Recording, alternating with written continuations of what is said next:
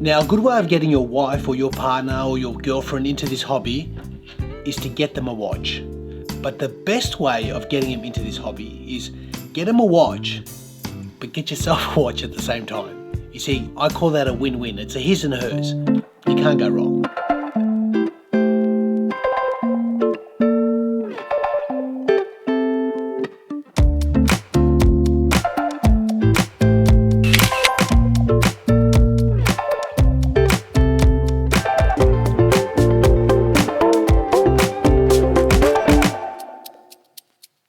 Now, my wife is already into watches. I got her into watches a while back. But what if this was her first watch? What would I do?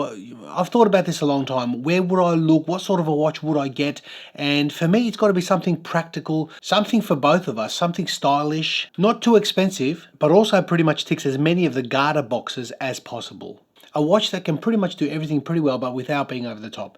And for me, I've been searching, and I could have got a major brand, a micro brand, and I thought, I want to keep this exercise a little bit inexpensive. Now, in my search, I ended up getting these two watches from Baltic. And for my wife, she loves French culture, French food, anything to do with France. So telling her this is a French watch, that's a given. It's already 90% on her wrist, which is great. So know your partner, know your girlfriend, and you're already 3/4 of the way there.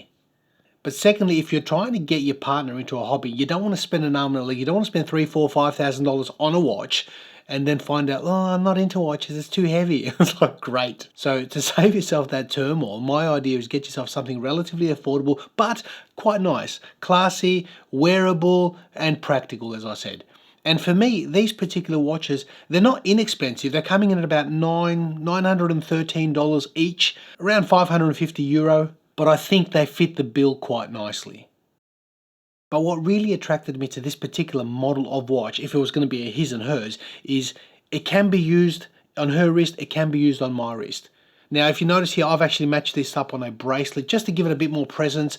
On my wife, so I've left it on the original beige rubber strap, and I think it looks the bee's knees. She loves it. That's what makes me happy. So the criteria for getting someone into this hobby and enjoying it is not getting too much of an expensive watch to start off with. Something that it's a Garter watch, it can be used anywhere.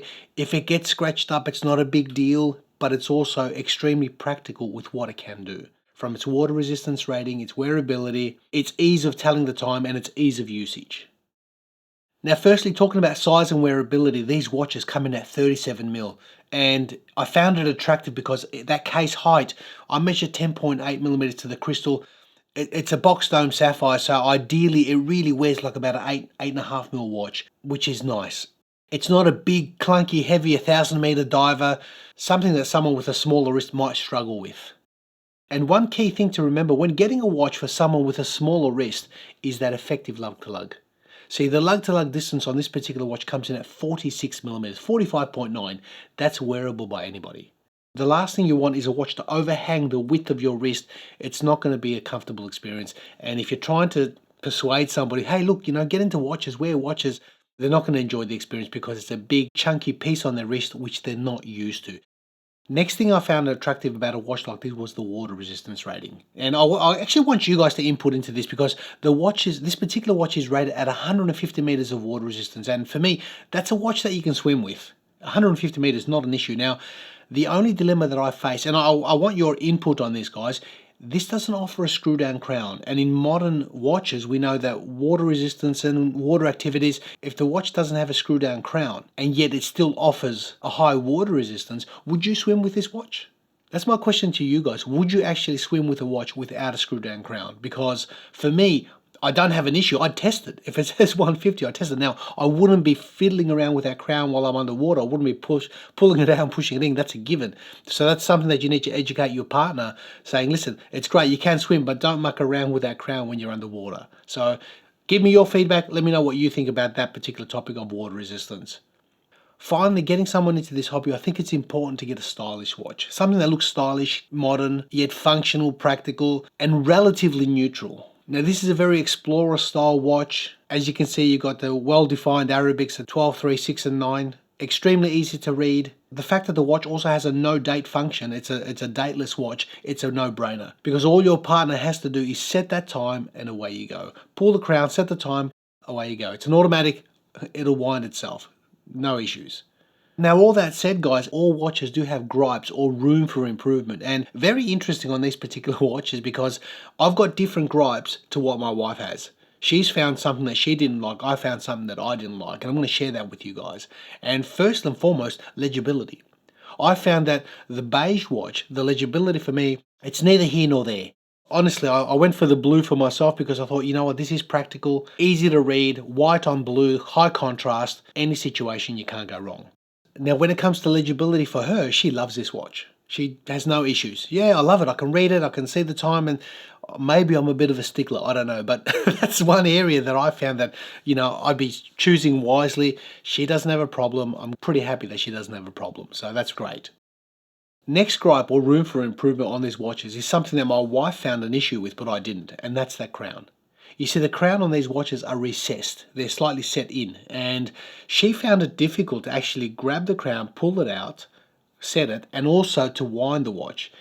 Now, having longer nails than me, you'd think it's a no-brainer, but she actually found that difficult. I didn't. I found this crown extremely usable. Even now, as you can see, I can wind it. The crown is fully in, no problems. I can pull the crown out. I can set the time. So for me, maybe it's because I've been into watches so many years that these are second nature to us. But for her, she found that a little bit awkward. So just sharing that. So just a simple exercise, guys, on getting your partner into this hobby, into watches. It just makes it, when you share things together and do things together, married couples or people in relationships, that things that they mean more. It's more of an enjoyable journey together. And I wanted to share this video regarding getting the same watches. That way there's no inferiority complex. Oh, you've got a better watch than me. They're the same. Ideally, you and I know all I needed to do was basically get one watch to get your partner into a hobby, but being watch enthusiasts, it's always better to get one for yourself as well. And that way, you share the journey, you share the love, and it just gives you an excuse to put another watch on the wrist. Have fun in this hobby, enjoy, be well and safe. And don't forget to leave me your thoughts in the comments regarding that water resistance rating. Would you swim with a watch that does not have a screw down crown, even though it does offer a high water resistance?